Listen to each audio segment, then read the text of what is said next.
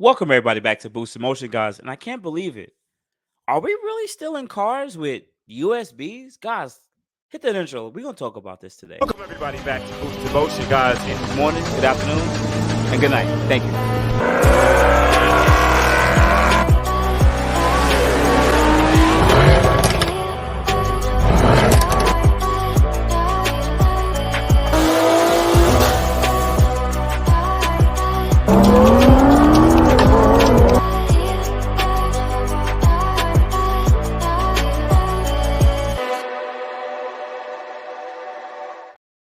Welcome everybody back. Welcome everybody back to the channel. First thing, shout out to my Boost Emotion family. I know you guys have already hit the like button, and hopefully you guys watch all the ads. It's the best way to support the Boost Emotion channel. And if you're new to the Boost Emotion channel, I am Boost Emotion. I am a car enthusiast, but I also report the news. So guys, don't shoot the messenger. Thank you guys for your support. So let's go just jump right into it.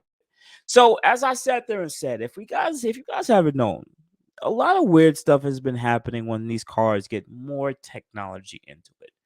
And we're trying to integrate vehicle and technology, and mistakes will happen, right? Like you can pretty much break the steering column and put a USB in and start someone's car. It's freaking insane. Well, Hyundai has their own issue right here going on. And as the title says, Hyundai app bug allows anyone to unlock and start the car remotely. Wow. So the flaw affects Hyundai and Genesis vehicles made over the past decade, guys. Decade. That means that Hyundai G70 is insane. Exploiting the bug would allow you to control the locks, engine, and critical features. The newly discovered vulnerability impacts mobile apps Hyundai and luxury brand Genesis owners use to monitor their own vehicles. Next to the vehicle's diagnostic and service scheduling, the apps also allows users to remotely start, stop, and lock and unlock their vehicle. According to Sam Curry, hacker and bug bounty hunter. Mobile apps for Hyundai and Genesis provide vehicles control privileges only to the authorized users. However, researchers noted that irregularities in how the app communicates with the authorization server, leading them to look into Hyundai's user account registration. Immediately, we noticed that the server did not require users to confirm their email address. They additionally appeared to be very loose rejects, which allowed controlled characters into your email, Curry said in a tweet detailing the flaw. This is insane. Our final check was to see if we can perform actual actions like unlocking and starting the car using our tempered JWT. If we could do this, it would be full account and full vehicle can take over for remotely enabled Hyundai. And later we learned Genesis vehicles also. Insane, right? Diving into the possible ways to bypass the authentication, uh, Curry and his team found that adding CRLF characters at the end of the existing victim email during the registration. That way, the threat actor could register a new account with already existing email. The new account will be issued as JSON web token. This stuff I don't understand. It's all coding, guys, that match the legitimate email in the server, granting the attacker access to the targeted vehicle. Our final check was to see if we could perform actual actions like unlocking and starting a car using and tampered it. And if we could do so, we'll get full account access. And guys, they did it. We played around with it for a while until we tried something that worked. Boom. They got it to work, guys.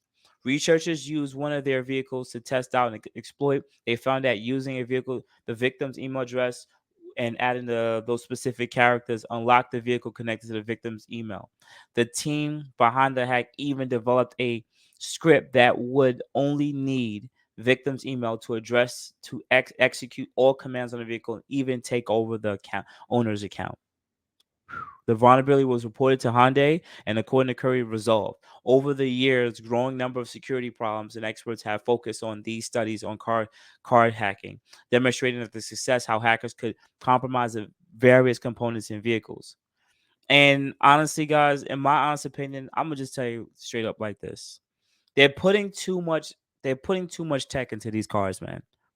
Too much tech, There's too much back doors. It is the more electronics they put in these cars, the more it's connected to our phones, the easier it is for the people to steal your cars. We already know that they use like these RM transmitters where pretty much you can pick up your key fob signal. And if it's close enough to the car, it can pretty much bounce that signal through the transmitter to the car. And someone with like a clone key could like unlock your car or send that information and clone that information into that key, and then unlock your car and drive it away. This is how like a lot of Q50s and Q60s were stolen in Miami area. If you guys don't know, I know so much people who got their Infinities, G37s, all that stolen in Miami area. Somebody down there had access to this tech and they was using it like crazy the last 5 years. But there's always a way to get this stuff done. I think the same thing for the Charger. The Chargers had a big issue with their software issues too, where their cars could get stolen quite easy. Like it's so insane that you could spend all this money on a car and you want all this nice tech, but pretty much it's hackable. It's like it's like going back to the old days when you could just break into someone's car, get a flathead screwdriver, and just turn it on with a flathead screwdriver. Pretty much, that's it. Just turn it on. Because that's how easy it sounds. I mean, of course, some of us don't have that access to some of these electronics. We don't have initiative, background coding. We don't have access to this. But for the people who do, man, they are coming out pretty big. And it's not only like they're stealing small cars, they're stealing big body cars, Mercedes, BMW. There's a lot of money to be done in this. And you know what they do?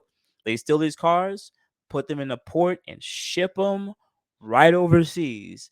So, because at the end of the day, the car's gone now, and they can make a hell of a lot of money over there overseas for these high-end cars when they steal it. So outside of that, guys, you have a good morning, good afternoon, good night. Thank you for tapping with your boy Boost. I just wanted to speak on this, man. Really appreciate you guys for always showing your support, and hopefully you guys watch those ads to continue to support the channel. And for the new people, I'm just a messenger. Don't beat me up. I really appreciate you guys' support also. So thank you guys. You can add me at boostinmotion IG and Facebook. Also, I have an email at boostinmotion@gmail.com. Otherwise than that, guys, I really appreciate your time. Thank you guys. You guys have a good day. Appreciate you. Thank you, everybody, for watching. Do appreciate you guys. Love you guys very much. You can also check out the 2 links I posted for some of my other videos. Also, on top of that, if you want to purchase some Boost in Motion merch, definitely check the link that I posted also. And finally, if you've been watching all my videos and you enjoy them, please hit the link to subscribe to my YouTube channel. Thank you. Thank you.